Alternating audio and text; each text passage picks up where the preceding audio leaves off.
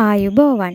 ඔබට හෙම්බිරිස්සාවක් උගුරේ අමාරුවක් හෝ කැස්සක් හැදුණු ගමන් ෆාමසියට ගිහින් ඇමොක්සිලින් වැනි ප්‍රතිජීවක පෙති ඉල්ලලා බොන කෙනෙක්ද? එහෙමත් නැත්නම් වෛද්‍යවරයා දින 5කට බෙහෙත් නියම කරලා තියෙද්දී සුවයි වගේ දැනුණු නිසා දින 2කින් බෙහෙත් බොන එක නැවැත්තුවාද? ඔබ නොදැනුවත්ම කරන්නේ ඔබේ ජීවිතය සහ මුළු මහත් සමාජයම ලොකු අනතුරක හෙළන වැඩක්. අද අපි කතා කරමු ප්‍රතිජීවක ඖෂධ නිවැරදිව භාවිතා කරන්නේ කොහොමද කියලා සහ එහි ඇති භයානක පැත්ත ගැන.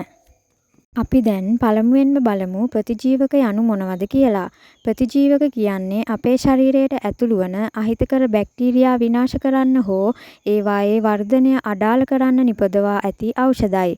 මෙතනදී ඔබ මතක තබා ගත යුතු වැදගත්ම දේ තමයි මේවා ක්‍රියා කරන්නේ බැක්ටීරියා වලට විතරයි කියලා. ඊළඟට අපි බලමු ප්‍රතිජීවක ප්‍රතිරෝධය ගැන. අපි හැමෝම මේ ගැන බය වෙන්න ඕනේ. අපි වැරදි විදිහට හෝ අසම්පූර්ණ ලෙස ප්‍රතිජීවක ගත්තාම අපේ ඇඟේ ඉන්න බැක්ටීරියා ඒ බෙහෙත් වලට හුරු වෙනවා.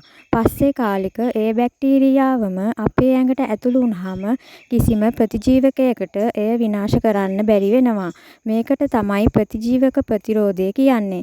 මේ தත්ත්වය දිගටම වුවොත් අනාගතයේදී පොඩි තුවාලයක් හෝ කැස්සක් සුව කරන්න බැරුව මිනිස්සු මිය යන තත්ත්වයකට පත් වෙන්න පුළුවන්. දැන් අපි බලමු ඔබ අනිවාර්යයෙන්ම පිළිපැදිය යුතු කරුණු මොනවද කියලා. එහෙනම් අපි කොහොමද මේවා පාවිච්චි කරන්න ඕනේ? පළවෙනි කරුණ තමා වෛද්‍ය උපදෙස් මත පමණක් ඖෂධ ගැනීම. කිසිම විටක ෆාමසියෙන් ඉල්ලලා හෝ වෙනත් අයෙකුට නියම කළ ප්‍රතිජීවක බොන්න එපා. දෙවෙනි කරුණ තමයි කෝස් එක සම්පූර්ණ කරන්න ඕනේ. ඔබට සුවයි වගේ දැනුණත් වෛද්‍යවරයා නියම කළ දින ගණනම අනිවාර්යෙන් බෙහෙත් බොන්න. තුන්වෙනි කරුණ තමා වේලාවට බොන්න ඕන එක. රුධිරයේ ඖෂධ මට්ටම එකම මට්ටමක තබා ගැනීමට નિયમિત කාල පරාසයක් තුල බෙහෙත් ලබා ගන්න ඕනේ. අවසාන කාරණය ලෙස මෙහි ඇති අතුරු ආබාධ මොනවද කියලා අපි බලමු. ප්‍රතිජීවක නිසා බඩ එළියේ යාම, වමනය, සමේ පළු දැමීම වැනි අතුරු ආබාධ ඇතිවිය හැකියි. ඔබට යම් ඖෂධයක් ආසාත්මික නම් බෙහෙත් ගැනීමට පෙර ඒ බව වෛද්‍යවරයාට පවසන්න.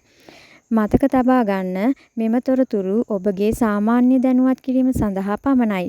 ඕනෑම ඖෂධයක් ලබා ගැනීමට පෙර අනිවාර්යයෙන්ම සුදුසුකම්ලත් වෛද්‍යවරයෙකු හමු වී උපදෙස් ලබා ගන්න. වැරදි ඖෂධ භාවිතය ඔබේ ජීවිතයට අනතුරක් විය හැකියි. වාදයයි. මෙම වීඩියෝ මගින් ලබා දෙන්නේ සෞඛ්‍යමය දැනුම පමණයි.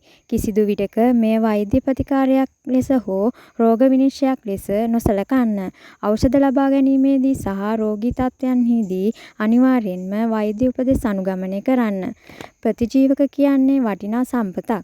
ඒ අනාගත පරපුර වෙනුවෙන් ආරක්ෂා කර ගැනීම අපේ වගකීමක්. මොකද මේ දැනුම ජීවිතයක් බේරා ගන්න උදව් වෙන්න පුළුවන්. මෙවැනි තවත් සෞඛ්‍යමය කරුණු දැනගන්න අපේ නාලිකාව සබ්ස්ක්‍රයිබ් කරන්න.